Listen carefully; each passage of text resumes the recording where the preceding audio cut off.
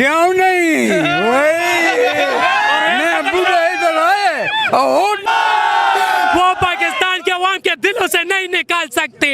पाकिस्तान यहाँ पे कोई किसी को भी अगर इस बच्चे को भी खड़ा किया ना तो ये भी परवेज खटक को ऐसा शिकस्त देगा ना कि उसके 40 साल वो भी खत्म हो जाएगा। ठीक है, मज़ीद लोगों से बात करते हैं। चाचा अस्सलाम वालेकुम। वालेकुम सलाम। चाचा क्या कहेंगे, आज इधर आप जलसे में आए हैं, क्या जज्बे क्या जुनून है, क्या कहेंगे? जी मैं तो पहले आपको ये बताता हूँ, खुदा खुश और आबाद रखे, मैं जिंदगी में किसी के पार्टी में नहीं किए, ये पहला चांस है इमरान खान के लिए है।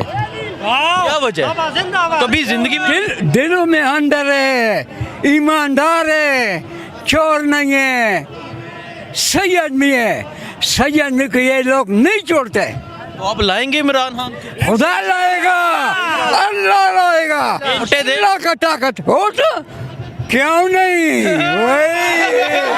मैं बूढ़े इधर आए और वोट नहीं देगा, क्यों नहीं, हमारा सारा खानदान देगा। खटक कहते हैं कि ये मेरा नौशहरा है, यहाँ से मैं जीतूंगा। कभी भी नहीं होते, कभी भी नहीं होते, सिर्फ वाहिद इमरान खान का, इमरान खान।